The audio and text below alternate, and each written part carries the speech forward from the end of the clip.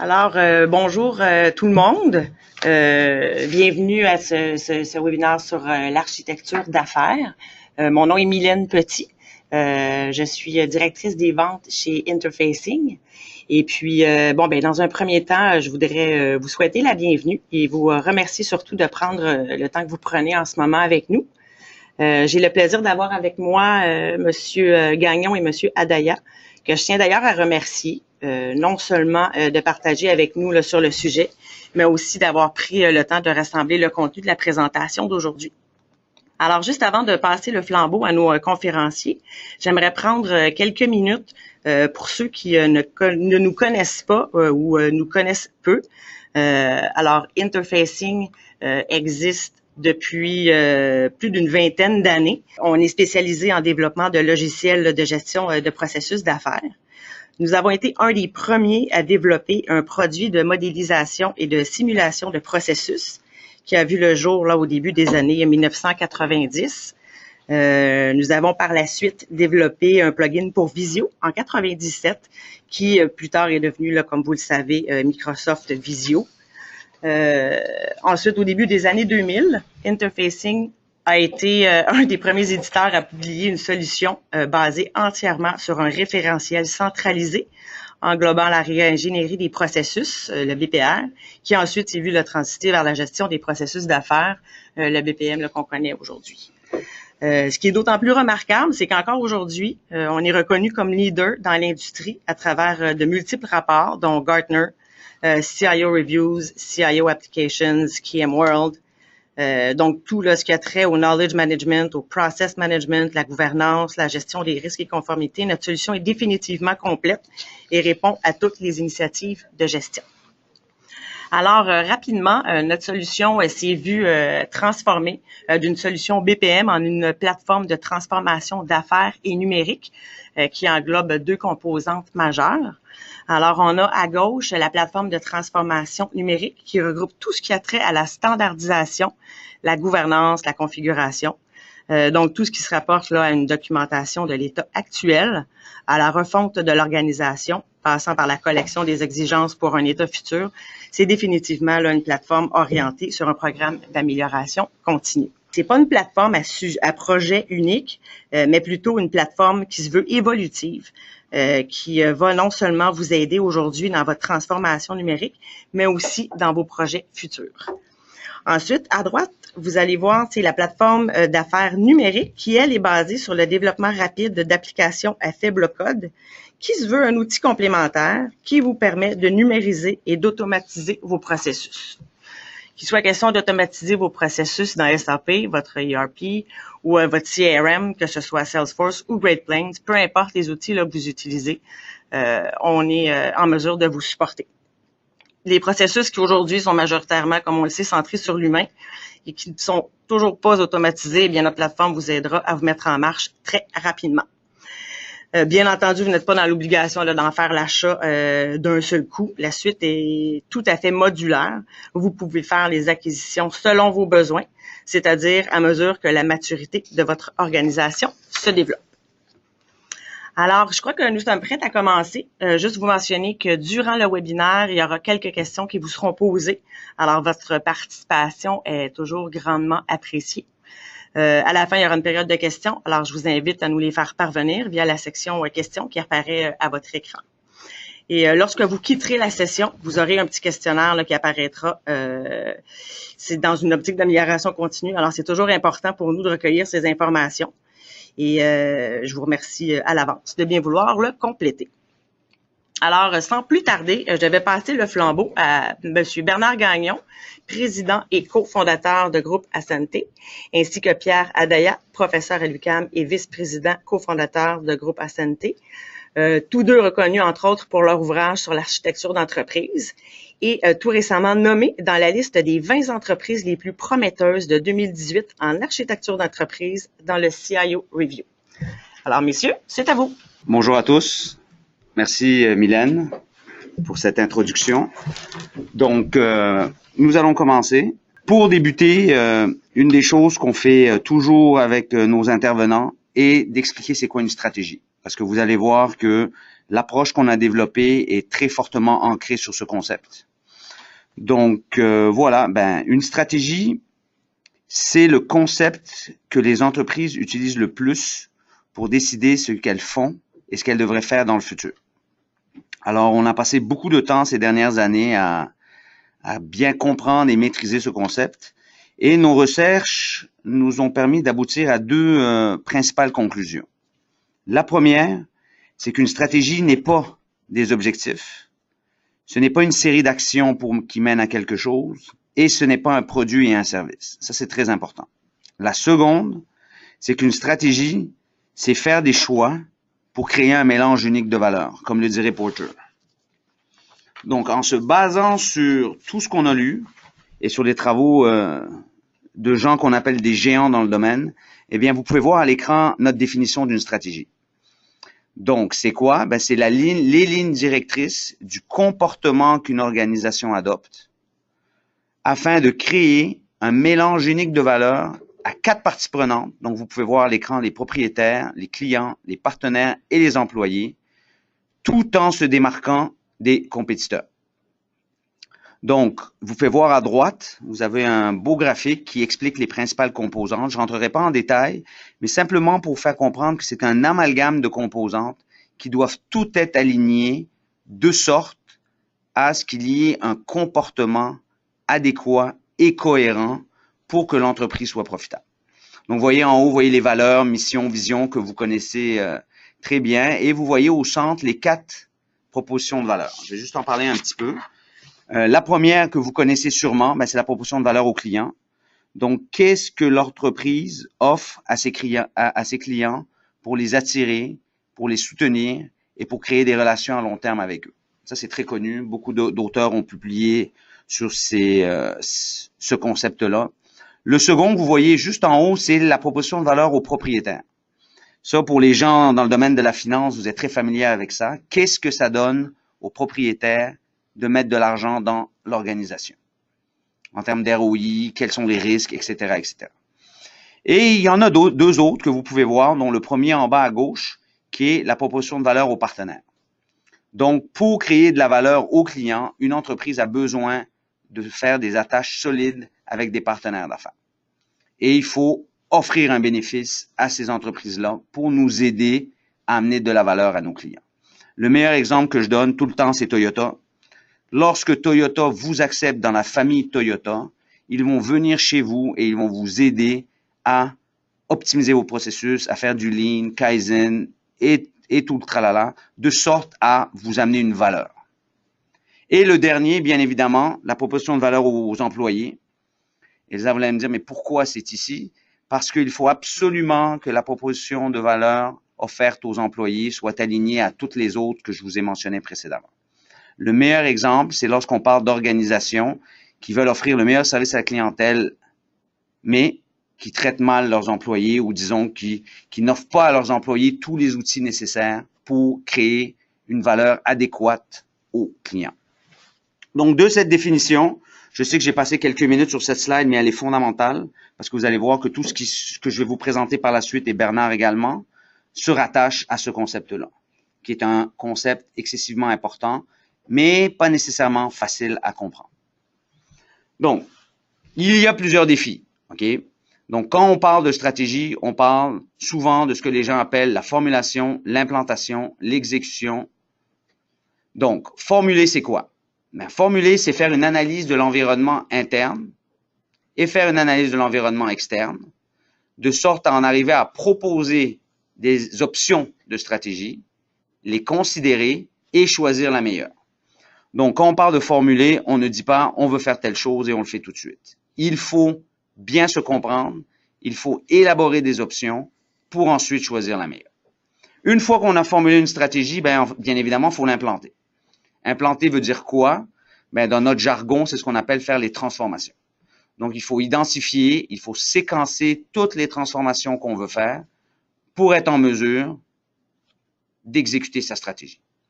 Et bien évidemment, exécuter ces stratégies doivent être faites de manière, ces transformations doivent être faites de manière agile, efficace et efficiente, comme vous pouvez le voir à l'écran, pour commencer à aller chercher des bénéfices. Parce qu'on va commencer à chercher des bénéfices en implantation, Mais quand on va arriver en exécution, ben, c'est là qu'on va capter le maximum des bénéfices. Et suite à l'implantation, bien évidemment, il y a l'exécution. Ben, exécuter, c'est quoi? Ben, c'est faire ce qu'on a dit qu'on allait faire dans la formulation. Ça, c'est fondamental parce qu'il y a beaucoup d'entreprises qui formulent, qui implantent, mais qui ne sont pas capables d'exécuter ce qu'elles devaient exécuter précédemment.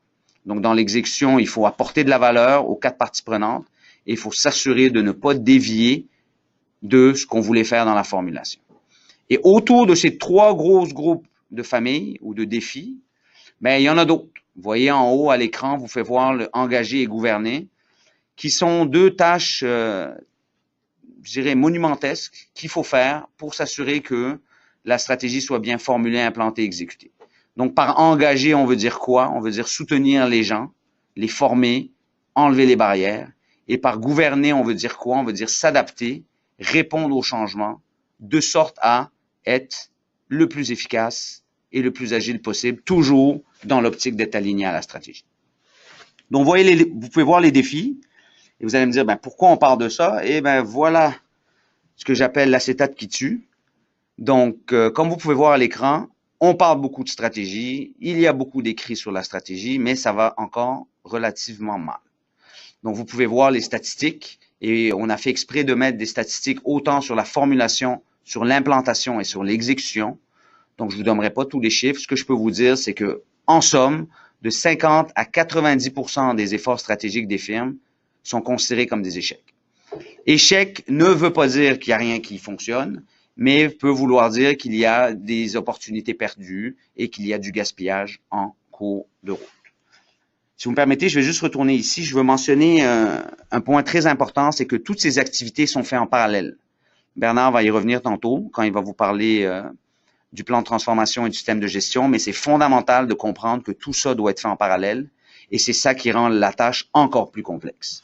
Parce que dès que vous changez quelque chose dans votre formulation, ben ça implique un changement dans l'implantation, dans l'exécution, dans l'engagement et dans la gouvernance. Donc, pourquoi tous ces problèmes? Et c'est ce que vous voyez à l'écran, ce qu'on appelle les principales causes, que Bernard et moi appelons les bobos. Donc, il y en a plusieurs, ils sont très bien documentés dans le livre, je vais juste vous en nommer 2 ou 3. Okay, vous les voir à l'écran. Ben, la première, vous voyez en haut, c'est l'analyse de faisabilité de la stratégie est inadéquate. Donc, le meilleur exemple qu'on peut vous donner, c'est beaucoup d'entreprises, ils ont une idée, ils décident de la formuler, cette idée, ils commencent à implanter leur projet et réalisent 2-3 ans plus tard que c'est trop cher, c'est trop compliqué, ce n'est pas réaliste. Donc, ils n'ont pas fait une analyse de faisabilité. Un autre exemple que je peux vous donner, c'est celle du bas, le numéro 3. Les projets de transformation sont mal sélectionnés. Et ça, on remarque, selon notre expérience, 2 principales raisons. La première, c'est chacun focus sur ses principaux bobos à lui.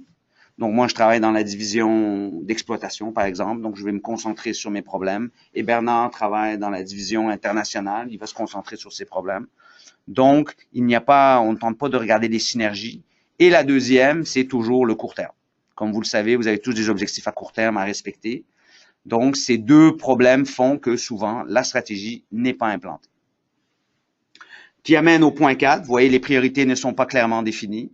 Donc, on essaye de tout faire et qu'est-ce qui arrive? Malheureusement, on fait rien de bien. Je pense que tout le monde est conscient de ça. Et je vais vous nommer le point 6 également. On parle de leadership. OK? Ben, pour formuler, implanter, exécuter une stratégie et pour mettre en place une approche d'architecture d'affaires, ça prend un leadership très fort. Donc, les gestionnaires, tous les gens impliqués à motiver les gens doivent être très impliqués et il faut mettre tous les mécanismes en place pour pouvoir rendre la formulation, l'implantation et l'exécution de la stratégie un succès. Donc, de ces bobos-là, qu'est-ce qu'on en découle? C'est que il y a certains problèmes. Mais comme vous pouvez voir à l'écran, on a fait une recherche sur le sujet et on a trouvé plusieurs meilleures pratiques qui existent. Il y en a plusieurs d'ailleurs et elles sont toutes très bonnes. Il y a le Balance Scorecard que vous connaissez, il y a les modèles de Pigneur et Osterwell, il y en a une panoplie. Mais ce qu'on réalise, c'est que ce sont toutes des meilleures pratiques très intéressantes, mais il y a quelque chose qui fait qu'elles ne sont pas attachées entre elles, il manque quelque chose. Et c'est de là que Bernard et moi avons développé une approche, et c'est ce qu'on appelle l'approche d'architecture d'affaires. Pour vous expliquer cette approche, vous allez voir, c'est très simple. on va se baser sur des méthodes pour construire des projets. OK? Donc, comme vous pouvez le voir à l'écran, il y a l'image d'un pont. Donc, la métaphore de la construction d'un pont est excellente pour démystifier l'approche de l'architecture d'affaires parce que se transformer, donc formuler, implanter et exécuter une stratégie, c'est un projet de reconstruction. Donc, vous pouvez voir en haut à droite ce qu'on appelle le plan d'ensemble. Bien, le plan d'ensemble, c'est quoi? Bien, c'est un plan à haut niveau qui décrit les composantes du pont et des relations entre ces composantes. Donc, vous avez bien évidemment le tablier, les piliers et les câbles. Et ce plan décrit ces composantes-là et les relations entre elles. Suite à cela, en bas, vous avez ce qu'on appelle l'échéancier-mètre. Okay? Mais l'échéancier-mètre, c'est quoi? C'est basé sur le plan d'ensemble, bien évidemment, et ça subdivise la construction du pont en un ensemble de sous-projets qui vont être faits dans un ordre adéquat. Vous ne pouvez pas imaginer mettre le tablier avant mis les piliers. Je pense que vous comprenez la logique de la chose. Ces deux plans sont essentiels pour plusieurs raisons. Premièrement, ils permettent de rapidement estimer les impacts des événements qui vont malencontreusement arriver durant la construction du pont. On a un délai. Vous avez vu dans la création du nouveau pont, ils ont réalisé qu'ils n'étaient pas capables d'amener ce qu'ils voulaient amener au pont, donc ils ont dû changer et s'ajuster en conséquence. Et la deuxième chose, c'est ces deux plans permettent rapidement de trouver des solutions. Pas nécessairement détaillées, mais de rapidement trouver où est le bobo et qu'est-ce qu'on va faire pour le régler. Et à ces deux composantes, on rajoute ce qu'on appelle l'équipe d'ingénieurs, que vous connaissez bien. Et eux, ben, en plus de faire les plans et de les mettre à jour, mais ils travaillent avec tous les corps de métier pour s'assurer qu'on crée un pont solide de manière la plus rapide possible et au coût le moindre. Et là, vous pouvez voir en dessous de chacune de ces images, ben, nos parallèles. Donc, l'approche d'architecture d'affaires. Lorsqu'on fait de l'approche d'architecture d'affaires, le plan d'ensemble, c'est ce qu'on appelle l'architecture d'affaires cible. L'échéancier maître, c'est ce qu'on appelle le plan de transformation. Et l'équipe d'ingénieurs, c'est ce qu'on appelle l'équipe d'architecture d'affaires ou ce que les gens appellent les conseillers en architecture d'affaires. Donc, pour poursuivre, je vais passer la parole à Bernard. Comme Pierre a dit, on a développé une approche. Bien entendu, on n'est pas les premiers à avoir parlé d'architecture d'affaires. Par contre, ce qu'on a fait, c'est on a développé un framework et une méthodologie complète pour élaborer un plan de transformation d'une entreprise. Okay. Un des critères qu'on avait pour notre framework d'architecture d'affaires, c'est, il y a plusieurs critères en fait, mais le tout premier et le plus important, c'est le fait qu'il doit permettre d'élaborer une architecture d'affaires complète. Et pour ça, ce qu'on a utilisé comme définition d'architecture, la définition sur laquelle on s'est basé, c'est celle que vous voyez à l'écran, qui vient d'IEEE, qui est probablement, qui est en fait la meilleure définition d'architecture. Cette définition-là, essentiellement, identifie qu'un système, on peut concevoir une entreprise comme étant un système, c'est un ensemble de composantes qui ont des interrelations. Un exemple qu'on utilise souvent pour faire comprendre la chose, c'est l'exemple d'une montre mécanique. Une montre mécanique, ça a une architecture. Il y a des roues, il y a des engrenages, il y a des aiguilles et tout ça sont engagés l'un dans l'autre et c'est ce qui fait qu'en bout de ligne, la montre a un certain fonctionnement qui est les aiguilles bougent selon les minutes et selon les heures, et ainsi de suite. L'architecture du système définit comment le système va fonctionner.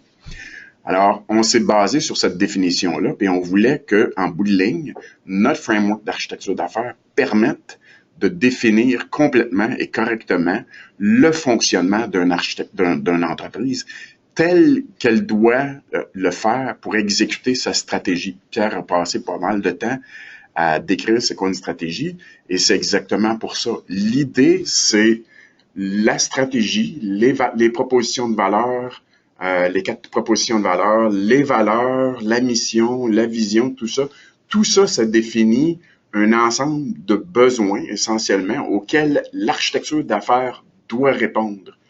Alors, l'architecture qu'on définit, c'est ça, c'est vraiment, on définit une solution à un ensemble pour un ensemble de besoins, et ces besoins-là sont définis par la stratégie.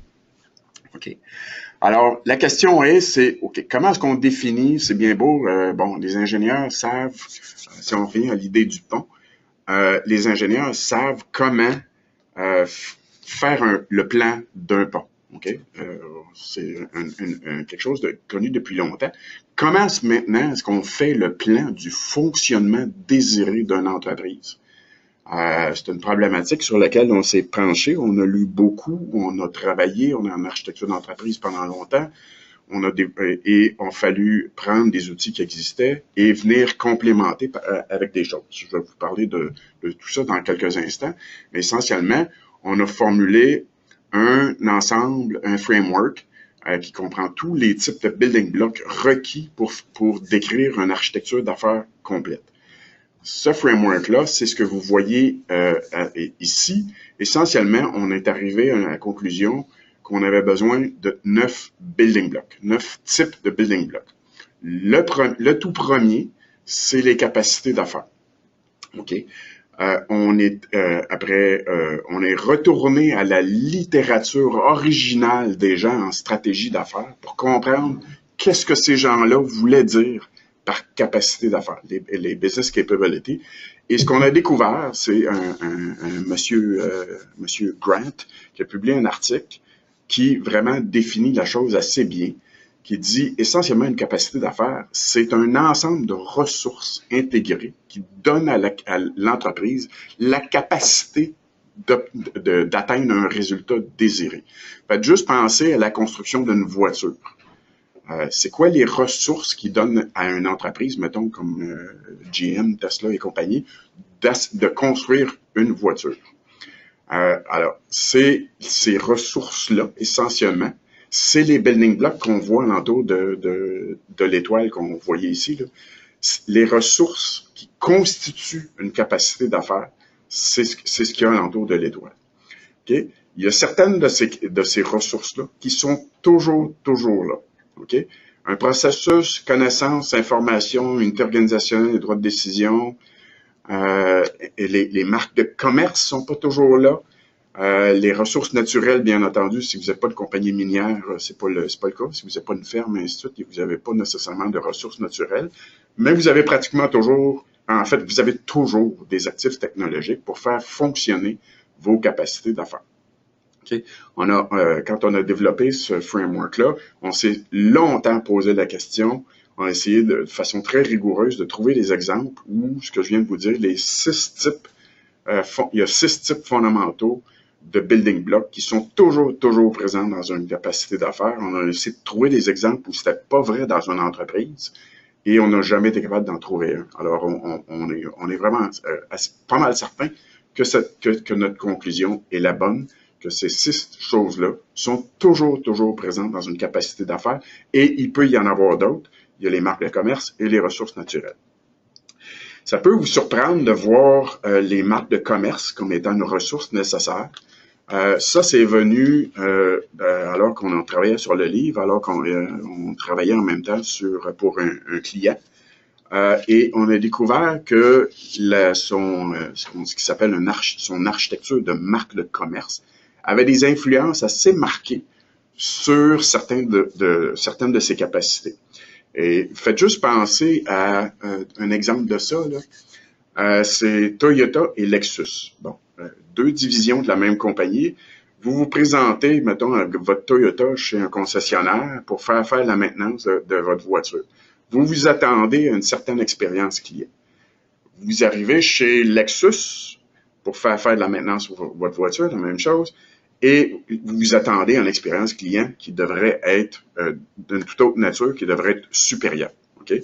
Alors, quand on conçoit les Toyota et Lexus, quand ils ont conçu la capacité d'affaires de maintenance de voitures et toute la réception du client, tout ça, ils avaient des critères très différents. Alors, ça vient influencer sur les processus, ça vient influencer sur les informations qu'il faut avoir sur le client, ça vient influencer sur un paquet de choses dans leur capacité d'affaires respective. C'est vraiment... puis quand... faut que je clarifie, j'aurais dû commencer par clarifier ce qu'on veut dire par marque de commerce. Il y a beaucoup de gens qui pensent qu'une marque de commerce, c'est juste un logo. Mais en fait, une marque de commerce, il faut penser à ça comme exactement la même chose. C'est la même chose qu'un mot. Un mot, essentiellement, ça communique une idée, un concept. Mais un logo, la même chose, c'est une espèce de tag qu'on utilise pour communiquer une proposition de valeur au consommateur.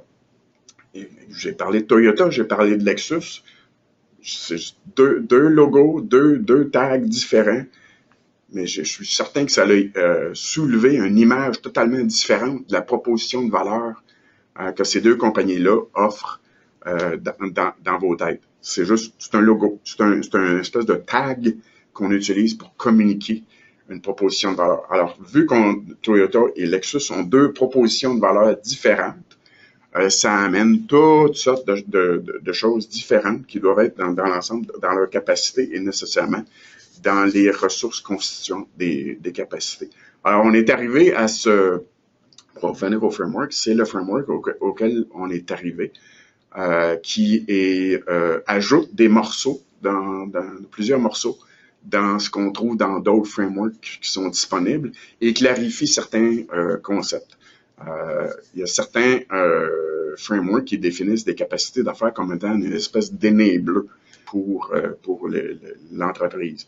Puis quand on est retourné à la littérature originale des gens qui ont inventé en stratégie le concept de capacité d'affaires, on s'est rendu compte, non, c'est pas un enabler. C'est l'ensemble combiné des ressources nécessaires pour atteindre un résultat. Si on passe à la prochaine slide, OK, l'architecture d'affaires, c'est une sous-composante de ce qui s'appelle l'architecture d'entreprise. Vous voyez à droite la petite pyramide qu'on a.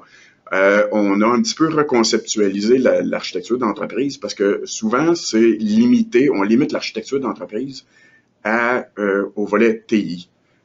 Mais en réalité, une architecture d'entreprise complète inclut d'autres architectures technologiques, pas juste l'architecture technologique du côté TI, l'architecture d'entreprise TI.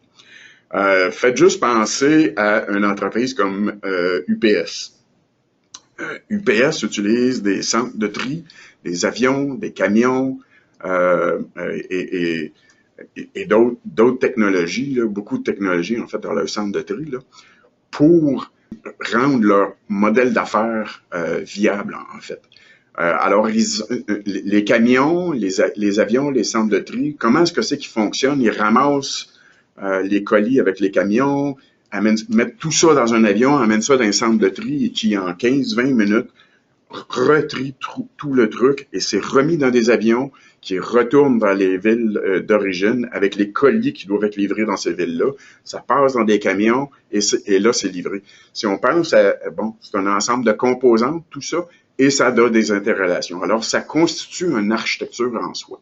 Okay? Fait que, si on regarde une architecture d'entreprise complète, ça doit comprendre l'architecture d'affaires, l'architecture d'entreprise TI et une ou plusieurs autres architectures technologiques cibles. Si vous regardez à gauche, on a fait certains des liens qui existent entre notre étoile, notre framework d'architecture d'affaires et des actifs technologiques du côté TI. Alors, quand on regarde en architecture d'affaires, mettons un actif technologique qui est un système, on va le regarder comme un tout à très haut niveau. On va regarder tout le système comptable. On regardera pas de détails. Tandis que les gens en informatique, eux, vont prendre ce système-là et vont le décortiquer dans leur propre type de building block à eux qui sont appropriés pour ce qu'ils font. Et la même chose, on pourrait dire la même chose pour l'architecture chez UPS, l'architecture technologique de livraison de colis chez UPS, ils décortiquent leur architecture dans les types de building blocks dont ils ont besoin. Alors, ils ont toute une série de building blocks qui leur sont appropriés. Et on voit aussi les liens entre l'information et les données. Ce qu'on conçoit surtout du côté, en architecture d'affaires, on va se concentrer sur l'information. Alors, on va mapper les concepts dont les gens d'affaires parlent des clients, ainsi de suite, tout ce genre de choses-là, une facture, ainsi de suite.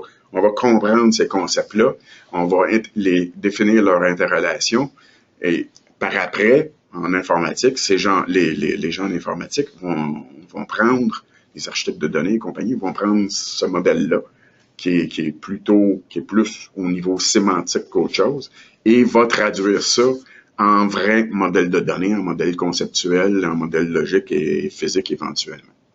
Okay. Si on va à la prochaine slide, l'architecture cible en question, là, si on prend la majeure partie des firmes, là, développer, élaborer une architecture cible, une architecture d'affaires cible au complet, ça prend énormément de temps. C'est pas quelque chose qui se fait en 2-3 mois et ça peut prendre des années, beaucoup d'années à le faire au complet.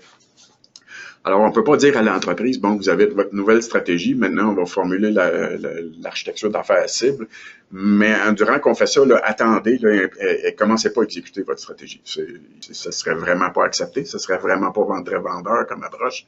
Alors, ce qu'il faut faire, c'est vous formuler l'architecture d'affaires cible par ce qu'on appelle les tranches. Alors, on prend, mettons, on a déterminé en stratégie qu'il y a un certain volet de l'entreprise qui doit être transformé et c'est critique à l'exécution de la stratégie. Alors, mettons, on va prendre ce volet-là, cette tranche-là de l'entreprise et on va en monter l'architecture d'affaires cible. Par après, une fois qu'on a fait ça, on va passer à quelque chose qui est peut-être très important, mais un petit peu moins que le premier. On va construire l'architecture d'affaires cible de ce volet-là en construisant les interconnexions avec le premier volet, la première tranche qu'on a construite et ainsi de suite jusqu'à temps qu'on a fait toute l'entreprise. OK. Fait alors, faut faire ça tout au long qu'on développe l'architecture d'entreprise cible, l'architecture d'affaires cible, pardon. Et en parallèle, comme Pierre disait, la stratégie, elle continue d'évoluer. Il y a toutes sortes d'événements qui arrivent à l'externe et à l'interne. Quelqu'un peut avoir une idée brillante à l'interne qui fait qu'il faut adapter la stratégie, faire un petit changement ou un changement plus important. Alors, l'architecture d'affaires doit être mise à jour en parallèle. Il faut pas arrêter. Il faut que l'architecture d'affaires, autant que possible, aussitôt que possible, reflète la stratégie telle que formulée le plus récemment possible. Si on passe au plan de transformation maintenant, on a notre architecture cible. Il faut maintenant décider dans quel ordre est-ce que toutes les transformations qu'on voit dans l'architecture cible, comment on va exécuter ça. Comment est-ce qu'on va regrouper ces transformations-là en projet et dans quelle séquence il faut faire ces projets-là. Alors ça, c'est le but premier du plan de transformation, c'est d'établir ce plan-là. Il y a tout un ensemble de facteurs qui doivent être considérés. Quand on a écrit le livre, on a regardé des méthodologies de portfolio management et compagnie, puis on est arrivé à la conclusion que c'est des méthodes qui sont très bien quand on n'a pas d'architecture d'affaires ou n'a pas d'architecture d'entreprise cible. Quand on a une architecture d'affaires cible, on peut faire beaucoup mieux que les méthodes standards de portfolio management. On peut vraiment se baser, comme l'idée du pont, là, comme les ingénieurs qui construisent un pont, ils se basent sur le plan d'ensemble du pont pour établir le plan de l'échéancier mètre. Mais c'est la même chose. On a développé une méthodologie qui permet d'élaborer le plan de transformation en se basant sur l'architecture d'affaires cible. Et comment est-ce qu'on les construit? Alors, ça nous permet d'identifier toutes les interconnexions entre les transformations. Ça nous permet d'identifier des risques, des coûts de projet, et ainsi de suite. On a tout l'ensemble de facteurs que vous voyez dans l'étoile à gauche, là. Ça nous permet de considérer tout ça et d'arriver avec et puis d'établir un plan. Premièrement, il y a 2 plans qui doivent être faits. Le premier, c'est quoi toutes les interconnexions entre les transformations qui doivent être faites, puis d'établir une séquence logique. Une fois qu'on a fait ça, il faut traduire ça dans un roadmap, une espèce de gros Gantt chart, où au lieu de voir des tâches, essentiellement, ce qu'on voit, c'est des projets. On est capable d'élaborer ça. d'avoir le premier plan, le plan où on voit l'interconnexion entre les dépendances, entre les transformations. Ce que ça permet, c'est s'il y a des changements qui arrivent, s'il y a des événements majeurs dans l'environnement de l'entreprise, mettons, il y a une récession économique ou quoi que ce soit, si quelque chose comme ça se produit, on est obligé de ralentir le rythme avec lequel on procède à la transformation de l'entreprise. Ou par ailleurs, si quelqu'un a une idée fantastique ou un compétiteur fait quelque chose un move compétitif et auquel il faut s'adapter, ben on est capable de retourner à ce plan-là où on voit toutes les transformations qu'on devrait faire et voir, OK, il y a une nouvelle transformation ou des nouvelles transformations qu'il faut injecter là-dedans. On est capable de venir construire cette logique-là rapidement et reconstruire l'espèce de Gantt chart dont je vous parlais tout à l'heure très rapidement. Si on a juste un Gantt chart, ça peut être très, très long à reconstruire toute la logique qui était derrière ce Gantt chart-là. OK. Alors, dans le livre, il y a un chapitre complet sur comment élaborer un plan de transformation avec cette méthodologie-là, qui, comme je me répète un peu, là, mais qui est dans le cadre, une entreprise qui a une architecture d'affaires cible, même une architecture d'entreprise cible au complet, là, ça permet d'élaborer un plan qui est beaucoup plus solide, où on voit toutes les que juste du portfolio management habituel, qui tient, où c'est plus difficile de tenir compte des dépendances et de plusieurs autres facteurs. Maintenant, si on passe à la prochaine, l'équipe d'architecture d'affaires maintenant. Okay. D'expérience, comme je disais, on a fait de l'architecture d'entreprise dans le passé, on a essayé de faire de l'architecture d'affaires à partir des TI. On a vite compris que à partir des TI, faire de l'architecture d'affaires, c'est vraiment pas le bon endroit. Ça nous prive d'un droit de parole, mettons, dont on a absolument besoin comme architecte d'affaires. Alors, le bon endroit, l'endroit idéal, en fait, c'est sous ce qu'en anglais, ils appellent un Chief Transformation Officer. Depuis quelques années, on commence à voir des exécutifs avec ce titre-là apparaître dans les entreprises et idéalement, ce qu'on appelle le bureau d'architecture d'affaires devrait se retrouver sous le CTO. Ici en français, là, on a le dirigeant principal de la stratégie, là, traduction française de CTO. Et cette équipe-là devrait se retrouver, devrait être avec d'autres équipes, comme l'équipe de stratégistes, l'équipe de bureau de projet de transformation, l'équipe de performances de l'entreprise, une équipe spécialisée dans la gestion du changement, et ainsi de suite. Puis nous, on prétend aussi qu'une équipe d'amélioration continue des processus devrait se retrouver là aussi. Alors, l'équipe d'architecture d'affaires devrait se retrouver dans cette équipe-là, dans l'équipe du CTO. L'équipe d'architecture d'affaires doit nécessairement être responsable de concevoir l'architecture d'affaires cible en collaboration avec énormément de monde dans l'entreprise et jouer un rôle majeur dans l'élaboration du plan de transformation, mais doit jouer, il y a d'autres activités dans lesquelles ils doivent contribuer. Le premier, c'est la formulation même de la stratégie.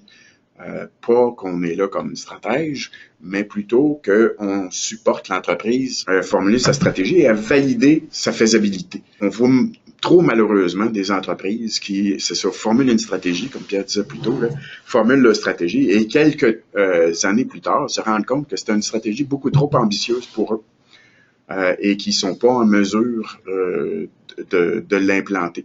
Alors, alors, à ce moment-là, ils découvrent qu'ils ont perdu quelques années pour essayer d'avoir un avantage compétitif et il faut qu'ils reformulent une nouvelle stratégie et reprennent en espérant que ça soit pas mortel, parce que des fois, ça l'est, malheureusement. Alors, les architectes d'affaires peuvent contribuer à la formulation de la stratégie en travaillant à aider à établir les différentes options de stratégie qui sont considérées, à établir la faisabilité de ces options-là et aider à faire un meilleur choix. On comprendra qu'à ce moment-là, les architectes travaillent surtout au niveau des capabilities pour dire, OK, telle capability existe, on doit faire des changements là, voici l'ampleur des changements, telle autre capability n'existe pas, il est à construire, voici l'ampleur des travaux pour la construire, ce genre de trucs-là. Alors, ça permet d'établir la faisabilité de chacune des options de stratégie. Passons à la prochaine slide. OK. Pour comprendre, on vous explique ce qu'est une stratégie. Alors, dans un plan stratégique complet, vous voyez les 4 premières couches, c'est défini ici dans notre framework de plan stratégique complet. Les 4 premières couches du haut sont les couches de la stratégie. Il y a des couches en dessous qui font partie d'un plan stratégique complet. Tous ces couches-là doivent être intègres l'une avec l'autre. Alors, travailler, faire de l'architecture d'affaires, développer l'architecture d'affaires cible, bien entendu, faut tenir compte du plan de R&D de produits. Faut tenir compte de la stratégie, il faut tenir compte du plan à long terme de développement de produits et services, parce que ces nouveaux produits-là ou services pourraient demander la transformation d'une capability ou même d'en construire un tout nouveau. Alors, il faut savoir quand ces produits-là vont être développés et faut aussi interagir, donner de l'input au développement du plan de R&D. Parce que justement, ça donne rien de développer un produit dont on n'aura pas la capacité on n'aura pas les capabilités pour le fabriquer avant plusieurs années. Alors, il y a de la discussion entre les deux équipes qui est requise. Bon, vous voyez, après l'architecture d'affaires cible, le plan de transformation, on en a déjà parlé. Le plan financier à long terme, ça, c'est vraiment comment est-ce qu'on pense que les finances de l'entreprise vont évoluer. Ce plan-là doit bien entendu tenir compte de la stratégie, mais doit tenir compte du plan de R&D, de l'architecture d'affaires, du plan de transformation, parce que toutes ces choses-là, essentiellement, identifient combien d'argent on va devoir dépenser pour développer des nouveaux produits et pour transformer l'entreprise. Et ces plans-là aussi disent quand ces choses-là vont se produire et quand les bénéfices devraient commencer à arriver. Alors, le plan financier doit prendre en compte tout ça et doit, en retour, par contre, c'est comme un ensemble de scénarios qu'on fait si le plan, on peut arriver on a fait un plan de R&D puis un plan de transformation et compagnie qui tient pas la route parce que les finances de l'entreprise pourront pas le supporter, là. Alors, c'est toutes des couches qui doivent être développées ensemble. Et c'est de l'interaction continuelle entre chacune de ces couches-là. Le dernier volet en bas, c'est à chacune des couches, on définit il y a des objectifs qui en découlent. Alors on rassemble ça et ça forme ce qu'on appelle le plan d'objectifs. Et ce plan d'objectifs-là, par après, quand on passe à l'implantation et l'exécution de la stratégie, on peut prendre les morceaux de tous les objectifs qui sont là-dedans et les cascader à travers la hiérarchie complète de l'entreprise. Alors, on a un set intègre d'objectifs à ce moment-là qu'on peut assigner aux gens le temps venu pour qu'ils débutent les travaux pour atteindre ces objectifs-là. L'architecture d'affaires, c'est mettre une équipe en place, c'est bien beau. Commencer à faire l'architecture d'affaires cible, le plan de transformation, c'est bien beau. Mais si on n'intègre pas ça dans le fonctionnement global de la façon que ce qu'on appelle un système de gestion, là, je parle pas de système informatique, là, je parle d'un système constitué de processus, d'informations, de fonctions, et ça, ce que vous voyez à gauche, là. Si on n'intègre pas ça au système de gestion de la stratégie de l'entreprise, on travaille, mais les gens qui sont alentour de nous, qui vont implanter la stratégie, qui vont faire toutes sortes de morceaux, ils vont en prendre plus ou moins compte. Alors, les travaux de l'équipe d'architectes d'affaires doivent être intégrés, ce qui veut au système de gestion. Ça veut dire, il faut créer un comité global exécutif dans l'entreprise qui est responsable de l'architecture d'affaires cible, qui est responsable qui est décideur essentiellement, ce comité-là, là, sur le plan de transformation, qui en font le suivi, qui décide, bon, OK, il y a des imprévus, il faut faire des adaptations, c'est à eux l'autorité, le droit de décision sur des changements sur l'architecture d'affaires cible et sur le plan de transformation, ça appartient à ce comité-là. Il faut mettre ça en place. Il faut avoir un comité aussi sur la stratégie, un comité exécutif qui prend des décisions équivalentes au niveau de la stratégie. Ça prend un comité qui va faire un suivi global de l'exécution du plan de transformation au niveau budget et durée des projets. Ça prend un autre comité aussi qui va s'assurer que les projets sont exécutés tels que dans l'architecture d'affaires cible, ou s'il y a des embûches, prend des décisions pour des choses qui n'étaient pas prévues, qu'on n'a pas vu venir. Il faut faire les adaptations nécessaires. Alors, il y a tout un ensemble de processus. Ce que vous voyez à droite, c'est un diagramme qui est dans le livre, là, qui montre tout un ensemble de processus qui fait partie du système de gestion et comment c'est interconnecté. Ça doit être interconnecté. Alors, ce système de gestion-là est entièrement décrit dans le livre. Là, on a en fait un système, beaucoup de gens qui décriraient ça comme un système de gouvernance. Là. C'est décrit complètement dans ces deux chapitres là, qui sont dédiés à ce truc-là dans le livre. Alors là-dessus, je vais repasser la parole à Pierre. Donc, pour conclure, je pense qu'on a parlé de long et en large de notre approche, qui a 3 composantes. Et l'idée de l'approche, Bernard l'a très bien dit, ça doit absolument être intégré à l'ensemble des activités à court et à long terme de l'organisation, dont le système de gestion. Okay, ça, c'est fondamental parce que ce n'est pas une pièce seule. Ça doit être intégré. Et une fois que c'est bien intégré, ben, si vous vous rappelez les bobos que je vous ai parlé au début, ben, ça va permettre sûrement de les diminuer et possiblement même de les éliminer au complet. Et ça, c'est une philosophie, comme vous pouvez voir à l'écran, là, on parle de, ça permet de donner un juste équilibre entre l'urgence d'agir et la prudence nécessaire. Ça vient du latin, du terme festinalente, qui veut dire tu prends ton temps au début, tu planifies, mais une fois que tu commences, ben là, tu es capable d'aller plus vite. Le meilleur exemple que je donne avec ça, c'est quand vous faites des rénovations. Plus vous planifiez au début, ça peut être un peu plus long, mais c'est beaucoup moins cher. Mais quand vous commencez la construction de votre cuisine, ben, elle va se terminer le plus rapidement possible et à un coût le plus bas. Donc, en terminant, on parle bien évidemment d'efficacité et on a mis efficacité au milieu parce que pour nous, l'important, c'est d'être efficace en premier et efficace veut dire aligné à la stratégie. Et de suite, bien évidemment, faut être agile, faut être flexible, faut le faire le plus rapidement possible et il faut le faire au plus bas coût, dû le terme efficience. Comme dernière slide, brièvement, vous donner un aperçu des services qu'on offre, qui se divisent principalement en 2 familles. Une, bien évidemment, de services conseil et l'autre de formation.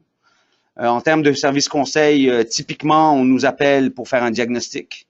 Donc, qu'est-ce qui va bien, qu'est-ce qui va pas bien. Et suite à cela, ben, l'ensemble des démarches ou des composantes qu'on vous a parlé tout au long de la présentation, ben, on peut travailler avec l'équipe que ce soit d'une PME, d'une grosse entreprise, pour les aider à mettre en place ces initiatives. Les 2 principales où vraiment on a une grosse force et on est très en demande, c'est le plan de transformation. Parce que comme Bernard l'a mentionné, ça nécessite beaucoup de monde, faire du gap analysis, trouver les dépendances, analyser l'architecture, etc. Et le deuxième, c'est bien évidemment le système de gestion. Parce que pour que tout fonctionne, tout doit être intégré à un système de gestion. Du côté formation, ben, on a une panoplie de formations. On a des formations pour exécutifs, donc pour leur donner un aperçu des bénéfices de l'architecture d'affaires. On a une formation complète en architecture d'affaires sur l'approche qui est très ancrée sur notre livre et une autre panoplie de formations très spécifiques. Donc voilà, Mylène. Merci. Merci beaucoup. Alors, afin de pouvoir là, respecter le temps alloué à cette session-ci, il nous reste une dizaine de minutes. Alors, je tiens à vous remercier, messieurs. C'était très, très intéressant. Je suis certaine qu'il y a beaucoup de gens qui doivent avoir certaines questions. Alors, je vais ouvrir la période de questions. À votre écran, vous pouvez aller inscrire vos questions. Je vais les recevoir et les poser là, en direct à Pierre et Bernard. Alors, j'en avais déjà quelques-unes de rentrée, si on peut dire. J'ai quelqu'un qui me demande, concernant la portion où vous aviez parlé de l'équipe d'architecture d'affaires, vous mentionnez différentes unités, comme le bureau de projet de transformation, le bureau d'optimisation des processus. Eux, ils sont une PME, il y a environ 250 employés, puis ils voudraient savoir, selon vous, les rôles les plus importants sont lesquels, et est-ce que vous croyez qu'un individu ou un groupe d'individus puisse jouer plus d'un rôle? Oui, en fait, ça, je ne l'ai pas dit. En fait, on va commencer par le Chief Transformation Officer dans une entreprise de 250 personnes. C'est rare qu'on va trouver quelqu'un qui est assigné à ce rôle-là à temps plein. Alors, le Chief Transformation Officer, c'est un rôle qui est assigné à quelqu'un. Si on parle d'une grande entreprise de 20 000 employés, bien, généralement, il y a quelqu'un qui est assigné à ce rôle-là à temps plein. Dans une plus petite, c'est un rôle, quelqu'un d'autre qui va, souvent le président de l'entreprise, le CEO, va jouer ce rôle-là en parallèle ou quelqu'un de très près. Okay. En dessous, l'équipe, bien entendu, dépendamment de la grandeur de l'entreprise, l'équipe va être plus ou moins grosse. Une entreprise de 250 personnes, probablement qu'il y a un architecte d'affaires qui n'est même pas à temps plein. Possiblement qu'il ferait aussi de l'optimisation de processus, il y aurait plusieurs chapeaux. Alors, c'est vrai pour l'ensemble. Oui, c'est pas ce qu'on a montré, l'organigramme qu'on a montré, c'est valide pour une très grande entreprise, mais dans une plus petite, il faut voir ça comme des rôles qui sont joués par des personnes, et une personne peut jouer plusieurs rôles. La morale de cet acétate, je pense, et c'est une bonne question d'ailleurs, et comme Bernard l'a dit, c'est des rôles. Il ne faut pas voir en termes d'individu, il faut voir en termes de rôle. Un rôle veut dire un chapeau que je mets, une vision que je prends pour adresser la transformation. Et l'ensemble des bulles que Bernard a montrées dans l'organigramme, là, mais selon nous, elles sont toutes importantes. Pour répondre à la question, elles sont toutes importantes. Toutefois, moins il y a de ressources humaines, plus celles-ci devront être divisées, subdivisées. Donc, comme Bernard l'a dit, un architecte d'affaires pourra faire également de l'optimisation, etc., etc. Ça va dépendre d'un contexte à l'autre. Mais nous, selon notre expérience, il ne faut pas négliger aucun de ces rôles-là, parce que c'est là que ça se gâte. Parce qu'on veut tout le temps avoir des chapeaux différents pour analyser un problème. Et même quand on a moins de ressources, il faut quand même garder ces chapeaux pour être sûr de ne pas faire de grosses erreurs. Merci beaucoup. J'ai une autre question ici. Selon vous, messieurs, quelle serait l'envergure idéale d'une compagnie puis le temps normalement requis afin de compléter un projet d'architecture d'affaires? Malheureusement, il n'y a pas de réponse spécifique à cette question. Et je retourne au rôle, OK? Je vais retourner au rôle. Premièrement, il y a un ensemble de rôles qui doivent être faits pour, rappelez-vous, formuler, implanter, exécuter, engager et gouverner. Notre deuxième slide qui est fondamental, tout par de là. Tout doit être fait. Okay? La question, c'est si c'est une petite entreprise, ben l'envergure va être moindre. Si l'entreprise est grosse avec plusieurs divisions, des dizaines de milliers de personnes, ça va être plus gros, mais tout doit être fait. Okay? Et pour remédier au problème, que ce soit pour une grosse ou une petite firme, retournez-vous tout le temps au concept de tranche. Essayez pas de tout faire. Oui, en formulation, on va décider de la proposition de valeur, etc. On va aller assez en détail. C'est un document de 5-10 pages qui va bien détailler où on veut aller. Mais toutes les autres tâches, que ce soit le plan de transformation ou juste avant l'architecture d'affaires ou la gouvernance, il faut toutes les faire, mais par tranche. OK? Je pense que la meilleure réponse à votre question, qui est très bonne, c'est celle-là, mais il n'y a pas de solution plus facile. Donc, une version light qui dit on fait pas telle affaire, on fait pas telle affaire, on fait pas telle affaire. Malheureusement, on n'y croit pas. Et d'ailleurs, avec même l'expérience qu'on a eue avec des PME, si elles ne sont pas faites, finalement, les gens retournent en arrière 3 ans plus tard pour repartir puis refaire l'ensemble du cycle avec tous les rôles et toutes les étapes. Je veux juste compléter un petit peu là-dessus. La formulation, l'implantation et l'exécution d'une stratégie, c'est des choses qui doivent bien évidemment pour l'exécution. Mais la formulation et l'implantation, c'est des choses qui doivent être faites en continu. Aujourd'hui, l'évolution des marchés, l'évolution des environnements dans lesquels évoluent les entreprises, ça évolue tellement rapidement qu'on peut pas dire, comme les entreprises faisaient autrefois, on formule une stratégie et on reste dessus pendant 5 ans ou même possiblement plus longtemps.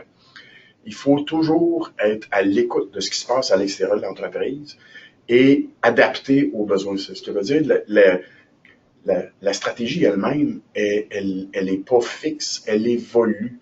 Bien entendu, c'est pas des changements majeurs de stratégie tous les 3 mois, c'est des adaptations qui sont, espérons, légères, des fois un petit peu plus importantes, mais elle évolue tout le temps. Ce qui veut dire, bien entendu, que l'architecture d'affaires cibles et le plan de transformation, ils doivent suivre. Alors, ça, c'est la partie architecture d'affaires dans l'implantation. Alors, l'implantation, c'est en continu, ça n'arrête pas, jamais. Puis ça se reflète tout le temps dans l'exécution. L'exécution de la stratégie est toujours en évolution elle-même. Alors, c'est comme 3 roues qui roulent ensemble puis qui sont interconnectées, puis il n'y en a pas une qui peut prendre du retard. Il faut que les 3 roulent continuellement. Merci. Écoutez, je vous remercie beaucoup de votre participation. On a encore des questions là, qui vont malheureusement demeurer sans réponse à ce moment-ci. Alors, je vous ferai parvenir à tous là, les réponses à vos questions. On a cependant le temps pour une petite dernière. On aimerait savoir, selon vous, messieurs, toujours, quel est le meilleur critère à la réussite d'un projet d'architecture d'affaires? Le meilleur critère, c'est... personnellement, je dirais, premièrement, est-ce qu'il les utilise? Parce que si on fait une belle cible et on la laisse sur la tablette, ben, c'est pas une réussite. Est-ce que c'est utilisé? Est-ce que c'est connu par les exécutifs? Est-ce qu'ils l'utilisent? Est-ce qu'ils le comprennent? Puis est-ce qu'ils l'utilisent comme guide pour prendre une décision dans la transformation de l'entreprise? C'est ça le critère. C'est pour ça que et c'est ce critère-là qui nous a amené justement au système de gestion de la stratégie, qu'il faut que l'architecture d'affaires il soit intégrée de façon, l'approche d'architecture d'affaires, il soit très étroitement intégré. Si ce ne l'est pas, ça reste quelque chose qui reste sur une tablette. Ouais. Alors, c'est vraiment ça, pour nous, le gros critère. Je vais en rajouter 2 autres. Bien évidemment, comme dit Bernard, il faut le faire, mais supposons que vous avez choisi de le faire, parce que je suis pas certain en fonction de la question que vous avez posée.